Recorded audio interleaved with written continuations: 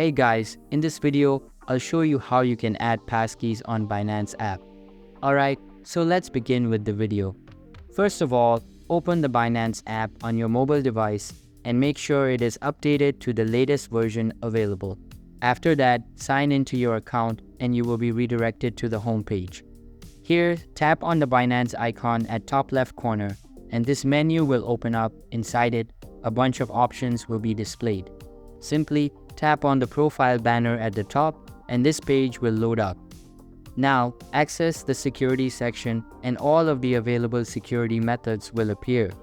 Here, select Passkey and then tap on Add Passkey. Now, inside this slide up menu, select Touch ID or Face ID and then verify it by scanning. After that, you may be prompted to verify using your authenticator app. Simply verify the changes and tap on Submit. After that, your passkey will be added successfully. So that's basically how you can add passkeys on Binance app. So that's all for this video. Consider subscribing if you find it helpful, and I'll catch you in the next one. Thanks.